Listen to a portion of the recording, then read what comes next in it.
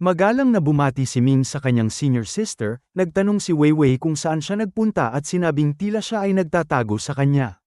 Sumagot si Ming na hindi siya nagtatago at wala siyang dahilan upang iwasan siya. Isang malalim na buntong hininga ang pinakawalan ni Weiwei at sinabing pagkalipas ng isang buwan ay ikakasal na siya sa Divine Race at nagtanong kung may nais bang sabihin sa kanya si Ming.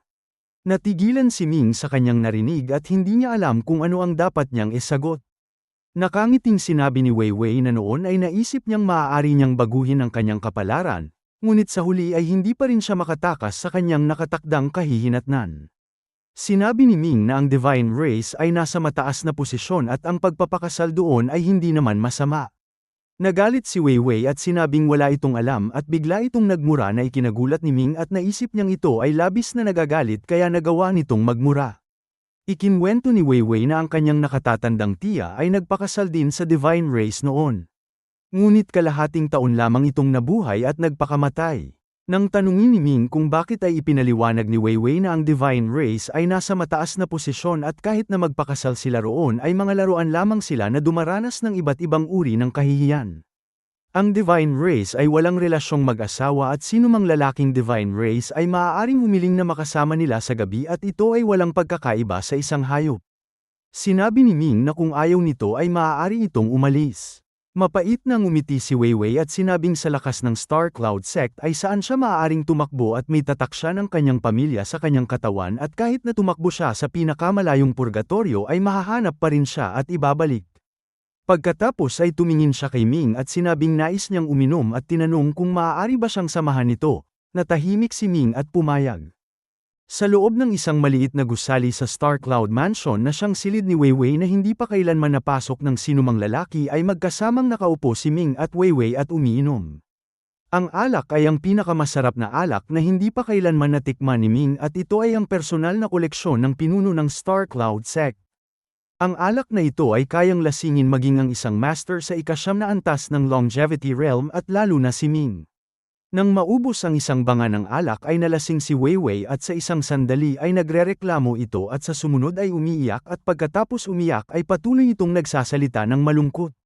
Si Ming ay bihirang magsalita at sinamahan lamang ito sa pag-inom. Pagkatapos ng 3 banga ng alak ay maging siya ay nalasing na, ngunit pinipilit niyang manatiling malinaw ang kanyang pag-iisip. Si Weiwei ay nagsimula ng magsalita ng walang saysay at ang kanyang magandang mukha ay namula at ang kanyang mga matang puno ng luha ay nakatitig kay Ming at nagtanong kung siya ba ay kaawa-awa. Tumango si Ming at kinumpirma at sinabing siya ay kaawa-awa. Muling umiyak si Weiwei at sinabing ayaw niyang magpakasal sa Divine Race at ayaw niyang maging kasangkapan ng mga hayop na iyon at ayaw niyang mamatay sa ibang lupain at nagtanong kung maaari ba siyang tulungan ni Ming.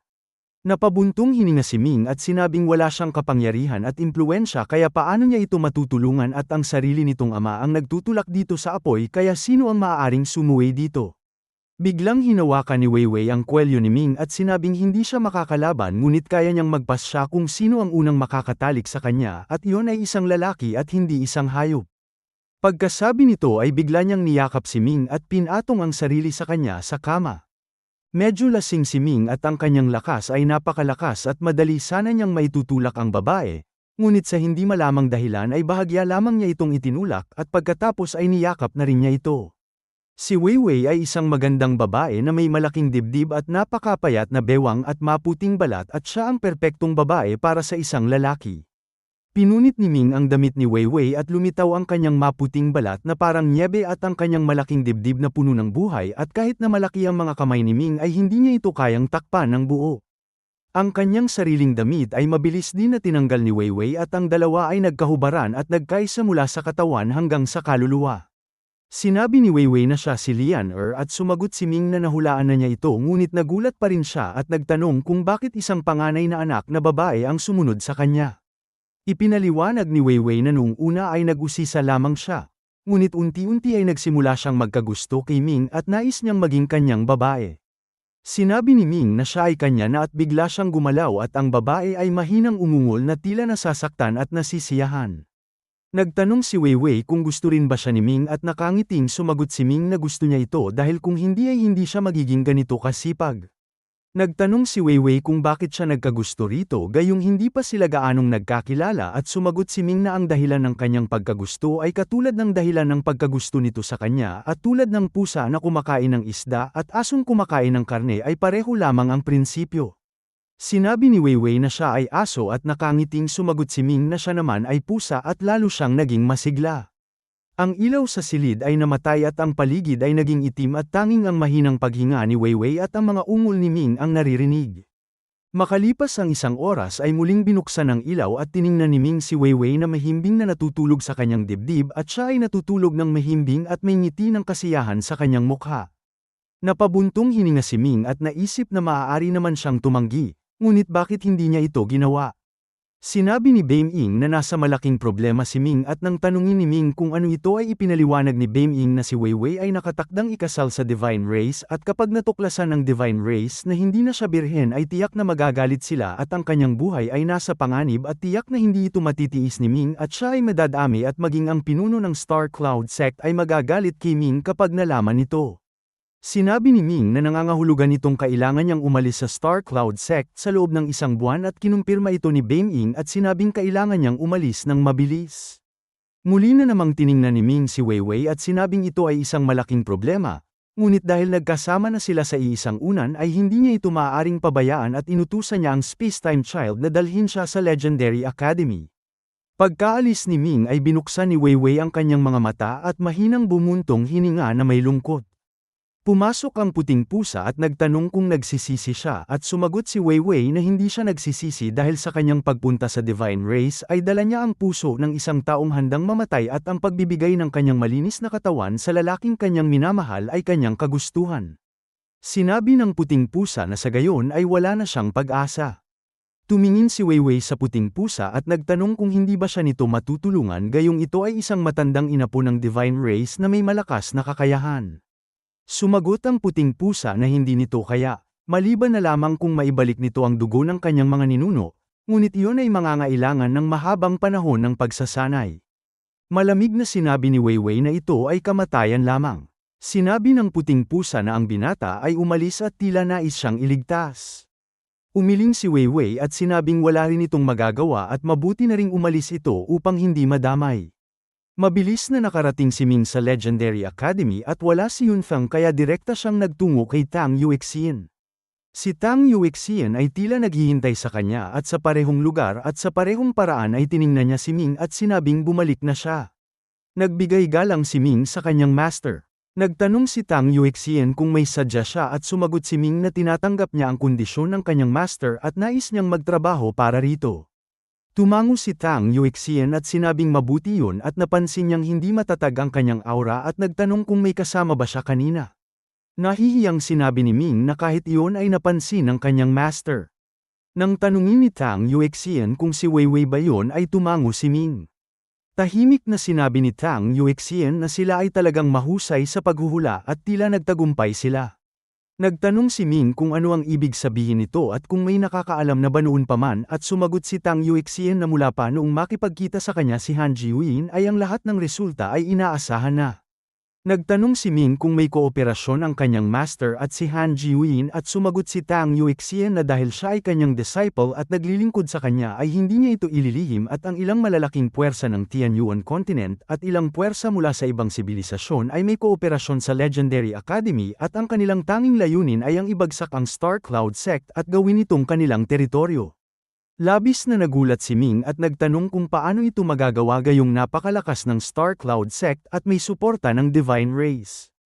Sumagot si Tang Yuexian na kung maayos ang lahat ay mayroon silang 80% tsansa at si Ming ang susi sa buong proseso at kailangan niyang gawin ang tatlong bagay. Ang una ay ang matutunan ng Infinite Creation Art mula kay Nangongji.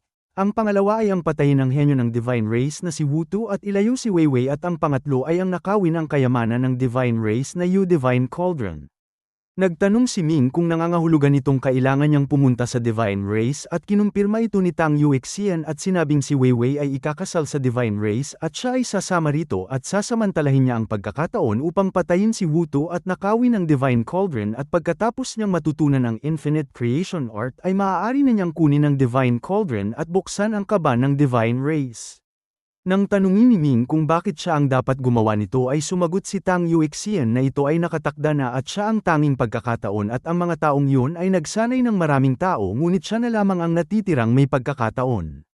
Nagtanong si Ming kung ano ang susunod at sinabi ni Tang Yuexian na pagkatapos ay dadalhin niya si Weiwei pabalik sa Legendary Academy at pagkatapos ay papasok siya sa Creation Grounds kasama si Yun Feng upang hanapin ang Creation Treasures at ito ang kanyang ikaapat na misyon. Nagtanong si Ming kung may gantimpala ba siya, dahil sa kanyang paghihirap at pagsusumikap na halos ikamatay ay nakakapanghinayang kung wala siyang mapapala. Tiningnan siya ni Tang Yuexian at sinabing bilang isang miyembro ng sangkatauhan ay may tungkulin siyang gawin ito at bilang kanyang disciple ay may tungkulin din siya. Ngunit mayroon din namang mga pakinabang at kapag pumasok siya sa Creation Grounds ay ang Creation Divine Light at Creation Sound ay parehong napakahalaga at napakabihirang karanasan para sa kanya at ang Creation Divine Light ay magdadala sa kanyang katawan, espiritu at kapalaran sa pinakaperpektong kalagayan na may walang hanggang potensyal at ang Creation Sound ay magbibigay liwanag sa kanyang karunungan at magpapalawak ng kanyang kaalaman.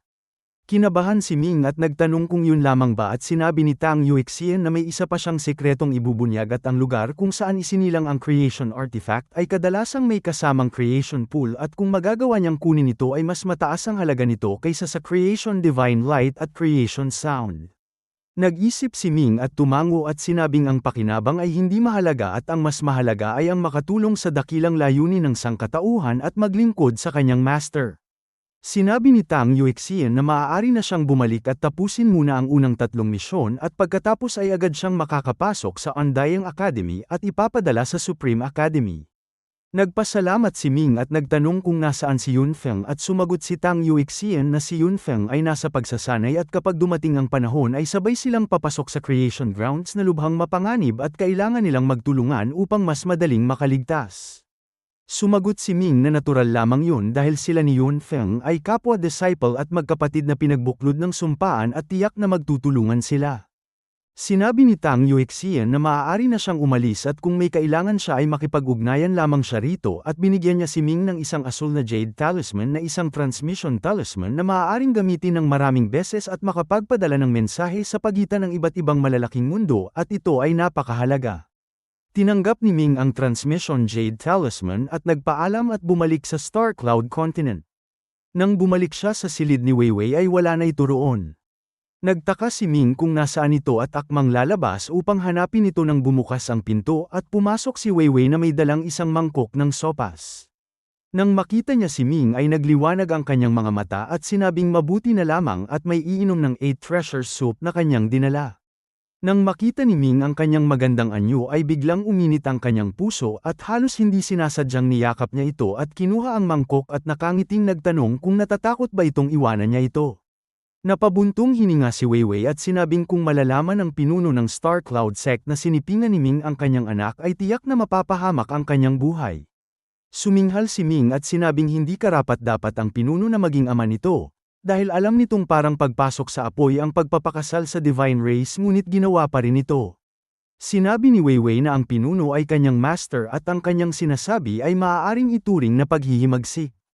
Sumagot si Ming na siya ay tumututol sa bagay at hindi sa tao at bukod pa rito ay dahil nagpasya na siyang iligtas ito ay handa na siyang makipaghiwalay sa pinuno. Nagulat si Weiwei at nagtanong kung talaga bang makikipaghiwalay siya sa kanyang ama at sumagot si Ming na kung ililigtas niya ito ay tiyak na kalabanin niya ang pinuno at wala siyang magagawa tungkol doon. Umiling si Weiwei at sinabing hindi siya maaaring hayaang mawala ang kinabukasan at buhay ni Ming para sa kanya at walang sino man ang makakapagligtas sa kanya at anuman ang gawin ni Ming ay walang saysay at siya lamang ang madadamay. Matatag na sinabi ni Ming na siya ay kanyang babae at upang iligtas siya ay handa niyang gawin ang lahat at kalabanin ng sinuman kahit na ito pa ang pinuno ng Star Cloud Sect. Nang inag ang puso ni Weiwei at nagtanong kung kahit na alam niyang tiyak na mamamatay siya ay gagawin pa rin niya ito. Nakangiting sumagot si Ming na ano naman ang kamatayan at ang mamatay kasama ang babaeng kanyang minamahal ay isang uri ng kaligayahan. Namula ang mga mata ni Weiwei at sinabing hindi niya kailangang maging ganoon kabuti sa kanya dahil hindi siya karapat-dapat. Napabuntong hininga si Ming at sinabing kung hindi siya karapat-dapat na pag-ukulan ng pansin ay ano pa sa mundong ito ang karapat-dapat at pinapanatag niya ito at sinabing hindi siya magpapakasal sa divine race at hindi siya mamamatay at nais niyang mabuhay kasama ito hanggang sa katapusan ng panahon at makita ang lahat ng magagandang tanawin sa tatlong mundo at matikman ang lahat ng masasarap na pagkain at ang pinakamahalaga ay magkaroon sila ng maraming maliliit na pasaway. Nang inag ang puso ni Weiwei at niyakap siya ng mahigpit at nagtanong kung magagawa ba nila iyon. Sumagot si Ming na siyempre magagawa nila at nagtanong kung naniniwala ba ito sa kanya. Buong lakas na tumango si Weiwei at sinabing naniniwala siya. Sinabi ni Ming na kung naniniwala ito sa kanya ay makinig ito sa kanya at dadalhin niya ito sa isang ligtas na lugar at bibigyan ng ibang buhay. Kailanman ay hindi pa nakaramdam ng ganitong pag-asa si Weiwei at nagkaroon ng alon sa kanyang puso at sinabing ang pagkakaroon ng pangako ni Ming ay sapat na upang mamatay siya ng walang pagsisisi. Nakangiting sinabi ni Ming na ito ay talagang hangal at dahil naririto siya ay magiging ligtas ito kaya bakit pa nito pinag-uusapan ang kamatayan. Buong lakas na tumango si Weiwei at nagtanong kung aalis na ba sila ngayon. Sumagot si Ming na hindi pa ito ang panahon dahil mayroon pa siyang mga bagay na kailangang gawin at tinanong kung ano ang mga detalye ng pagpapakasal nito sa divine race pagkalipas ng isang buwan. Nag-isip si Weiwei at sinabing ang kanyang ama ay tila naghanda ng masaganang dowry at isang grupo ng mga tagasunod at wala ng iba pa. Nang marinig ni Ming ang tungkol sa dowry ay nagtanong siya kung ano ang inihanda ng kanyang ama. Dahil sa kanyang palagay ay ang kabilang panig ay ang divine race kaya tiyak na hindi magiging maliit ang dowry. Sinabi ni Weiwei na may napakaraming kayamanan na may halagang hindi bababa sa 100 bilyong eternal coins at taon-taon ay nagpapadala ang Star Cloud sect ng hindi mabilang na kayamanan na hindi mas mababa rito.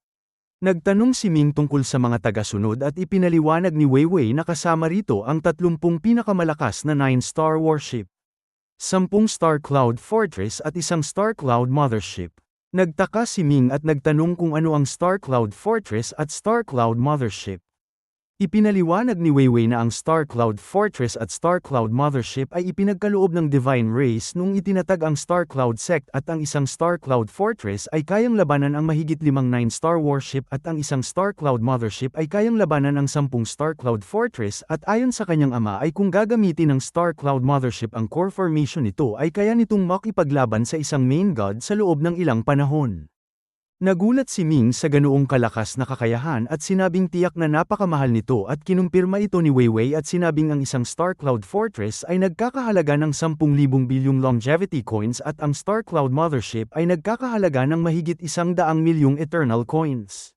Nakangiting sinabi ni Ming na tulad ng kasabihang kung hindi gagawin ay huwag na. Ngunit kung gagawin ay gawin ng lubusan at dahil aalis na sila ay isasama na rin nila ang dowry at mga tagasunod sa halip na ibigay ng libre sa divine race.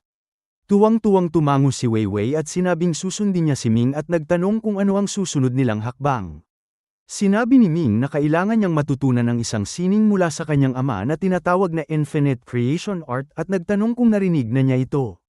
Nagulat si Weiwei at sinabing ang Infinite Creation Art ay isa sa mga pinakamataas na sining ng Divine Race at paano ito ituturo ng kanyang ama kay Ming.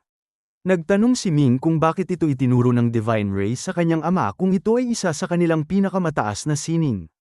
Ipinaliwanag ni Weiwei na ang sining na ito ay may dalawang bahagi at ang unang bahagi ay ang Infinite Divine Art at ang ikalawang bahagi ay ang Creation Heaven Art at ang kanyang ama ay natutunan lamang ang Infinite Divine Art at hindi ang Creation Heaven Art.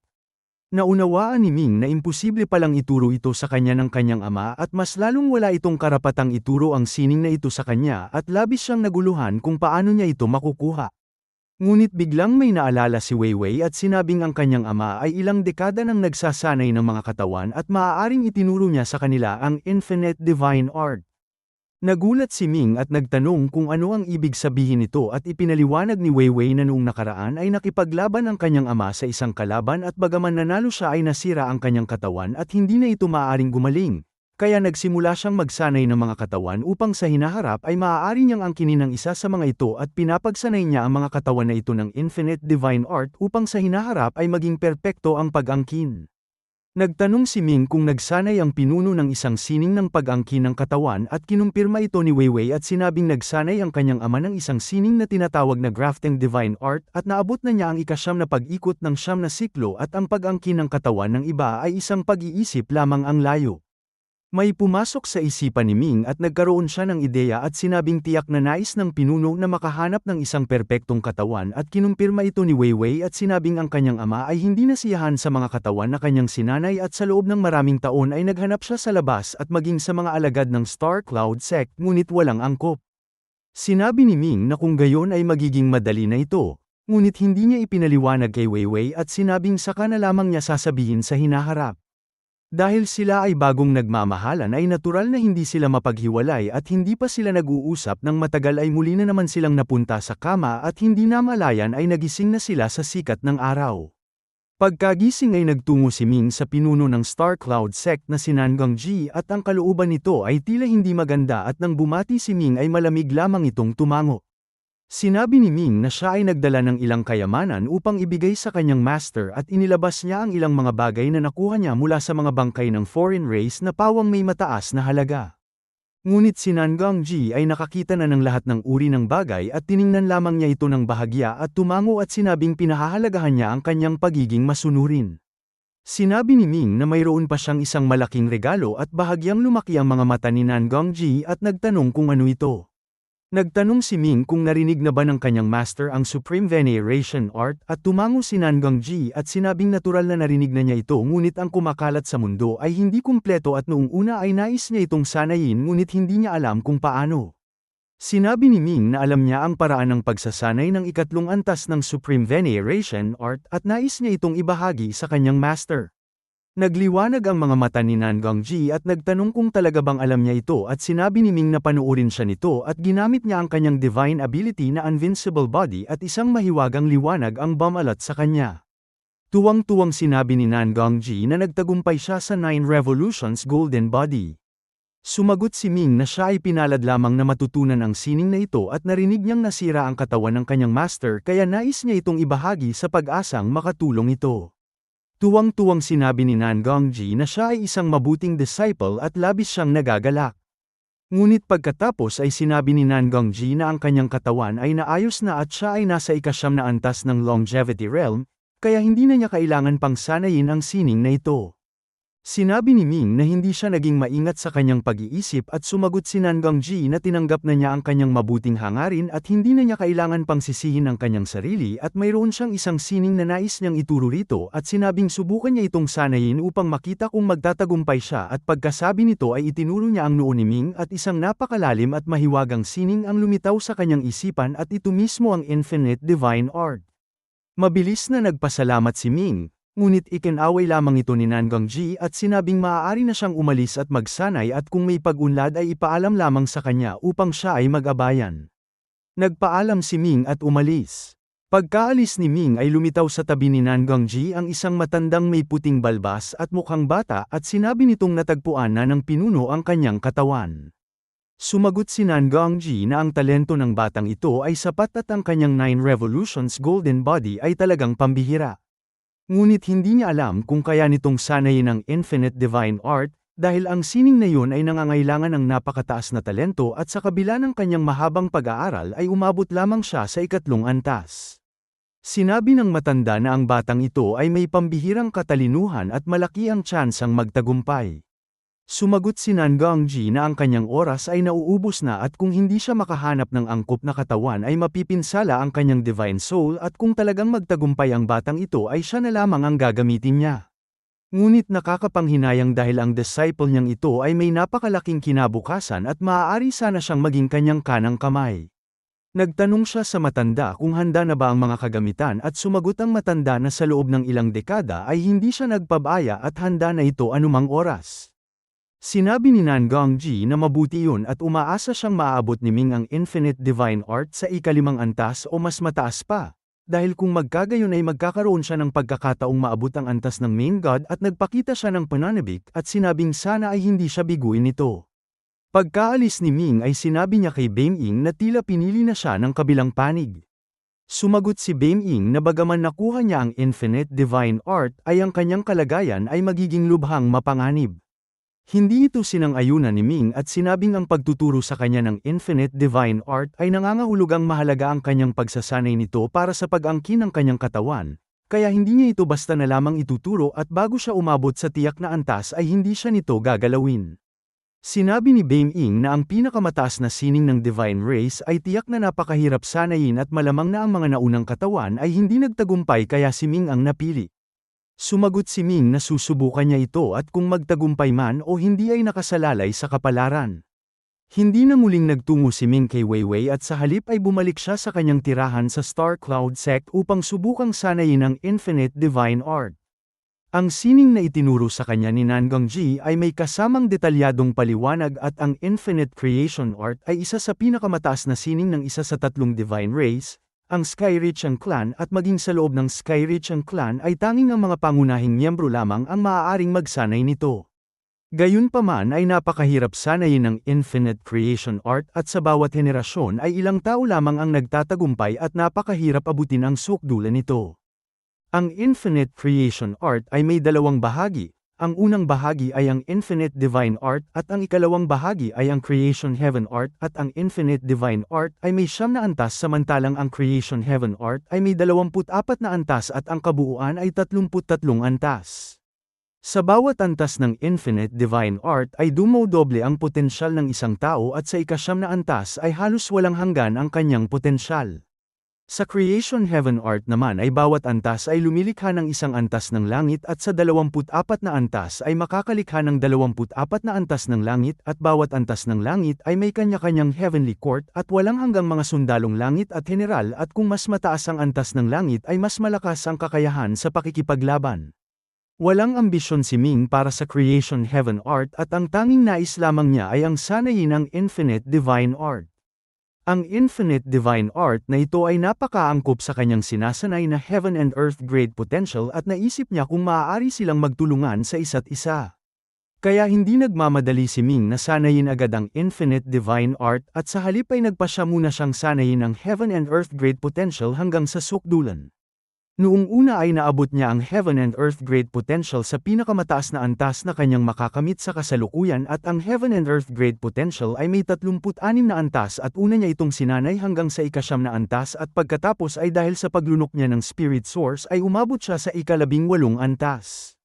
Ngayon na may mahabang panahon na ang lumipas ay naniniwala siyang may bahagi pa ng Spirit Source ang natunaw at nasipsip at maaari pang tumaas ang kanyang Heaven and Earth Great Potential. At gaya ng kanyang inaasahan ay sa sandaling sinimulan niya ang pagsasanay ay biglang pumutok ang kanyang Heaven and Earth Great Potential at maayos na pumasok sa ika-19 na antas at pagkatapos ay parang walang hadlang na nagpatuloy at pagkalipas ng 3 araw ay umabot siya sa ika-24 na antas. Ang ika-24 na antas ng Heaven and Earth Great Potential ay mas mataas ng hindi mabilang na ulit kaysa sa ika-18 antas at sa puntong ito ay naramdaman ni Ming na magiging napakahirap na ng susunod na pag-angat. Kaya tumigil na siya at hindi na nagpatuloy at sa halip ay sinimulang sanayin ang 9 Deaths Art.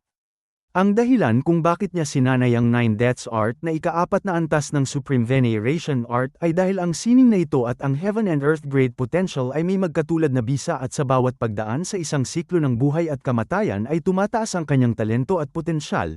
Ngunit ang pagsasanay ng sining na ito ay may napakalaking konsumo at noong una ay gumastos siya ng 7 hanggang 8,000 bilyong longevity coins at sa ikalawang pagkakataon ay double ang konsumo at aabot sa mahigit 10,000 bilyong longevity coins. Hindi nais ni Ming na gastusin ang kanyang sariling pera para dito at ang una niyang kinontak ay si Tang Yuexian at sinabing nagsasanay siya ng Infinite Divine Art at nangangailangan ng maraming mamahaling materyales at pagkatanggap ni Tang Yuexian ng mensahe sa pamamagitan ng Jade Talisman ay makalipas ang 1 oras ay inihanda na nito ang 72 mamahaling materyales na kailangan ni Ming at lihim na ipinadala sa pamamagitan ng isang sugo.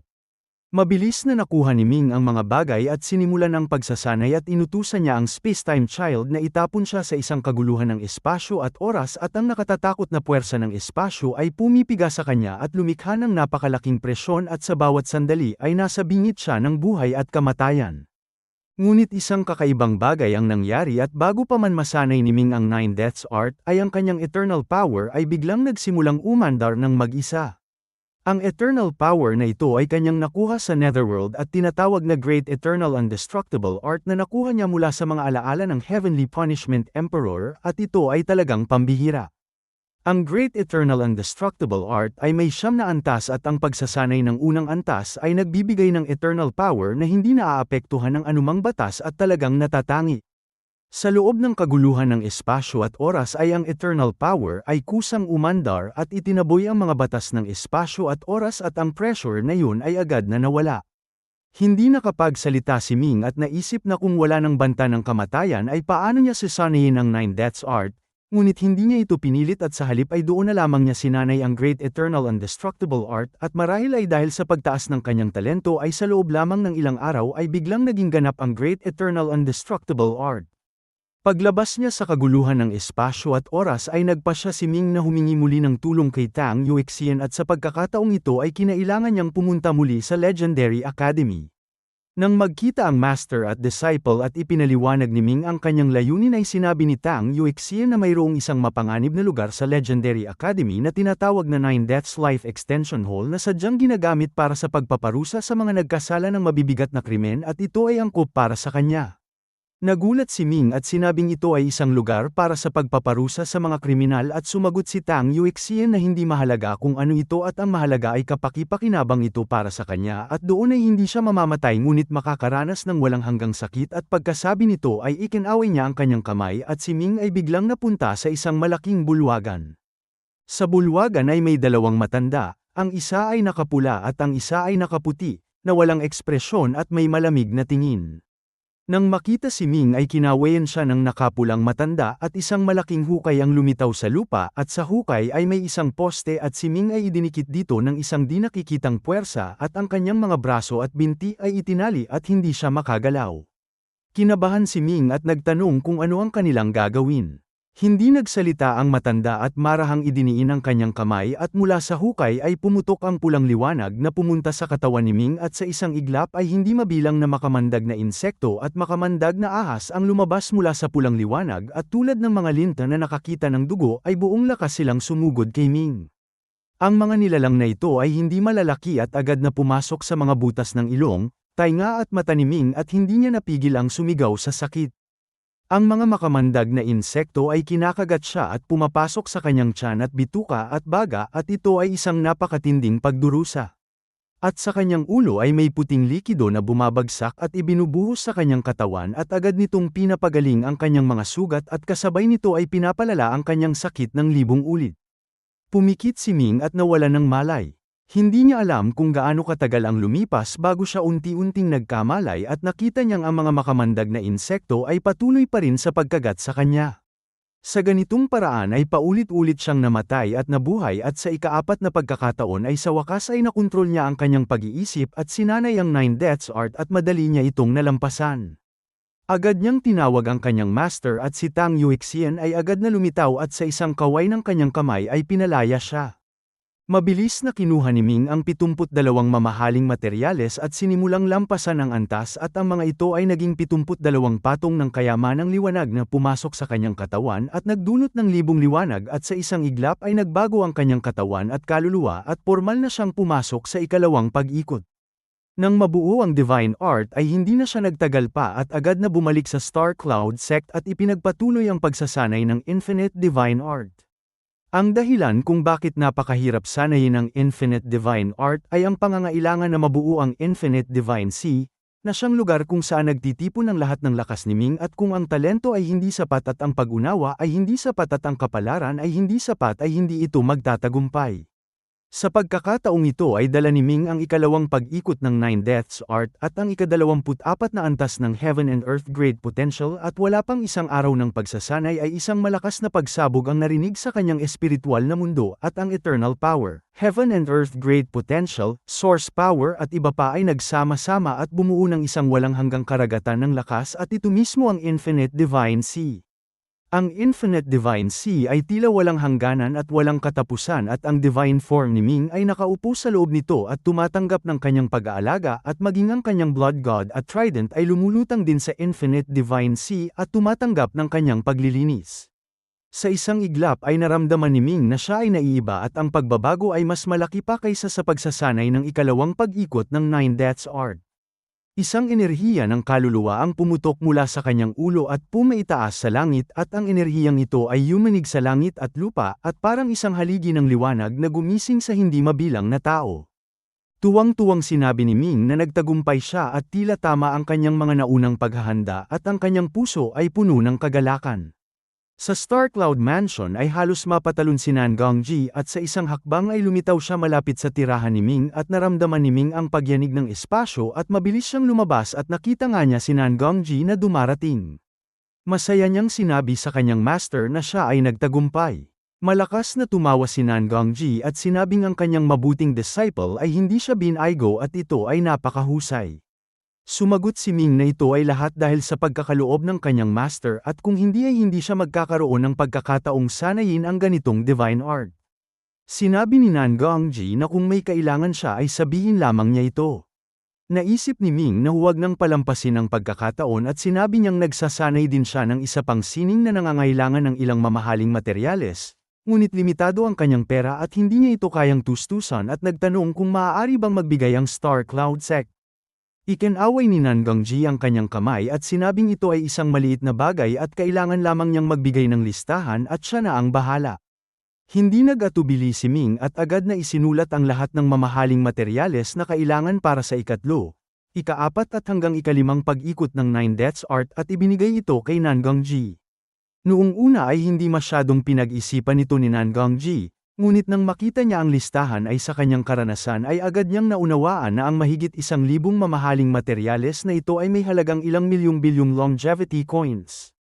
Mabuti na lamang at si Nan Gongji ang namamahala sa Star Cloud Sect na may taunang kita na mahigit 100 bilyong eternal coins at bagaman malaki ang hiling ni Ming ay kaya pa rin niya itong tustusan. Ngumiti siya at sinabing agad niyang ipahahanda ang mga materyales na ito at nagtanong kung anong sining ang sinasanay ni Ming na may ganoon kalaking konsumo. Sumagot si Ming na ito ay isang sining para sa pagpapataas ng potensyal ng katawan at pagpapalakas ng kakayahan nito at ang halaga ng pagsasanay ay napakataas at kahit na may talento siya noon ay naantala ito dahil sa kakulangan ng pera. Nang marinig ni Nan Gongji na ito ay para sa pagpapataas ng kakayahan ng katawan ay agad niyang naisip na hindi ito isang pagkalugi. Dahil ang katawan na ito ay magiging kanya sa hinaharap at kung mas mahusay itong maayos ni Ming ay mas mabuti ito para sa kanya. Sinabi niya na huwag itong mag-alala at mabilis itong may hahanda at pinabalik na niya si Ming upang magpatuloy sa kanyang pagsasanay. Nagpaalam si Ming at bumalik sa kanyang tirahan at may isa na namang alagad ang nagdala ng mga premyo at utos at siya ay hindi pangkaraniwang na-promote bilang 6-star disciple. Ang mga 6-star disciple ay kadalasang nasa longevity realm at malinaw na binibigyan ni Nan Gongji ng pabor ang kanyang disciple. Bilang 6-star disciple ay natural na mas pinaganda ang kanyang tirahan at mula sa maliit na lugar ay inilipat siya sa isang lungsod at siya mismo ang naging pinuno nito na may malaking kapangyarihan. Ngunit wala siyang interes sa pamamahala ng lungsod at lubos niyang ipinagkatiwala ang kanyang awtoridad sa iba at ang tanging inatupag niya ay ang kanyang pagsasanay.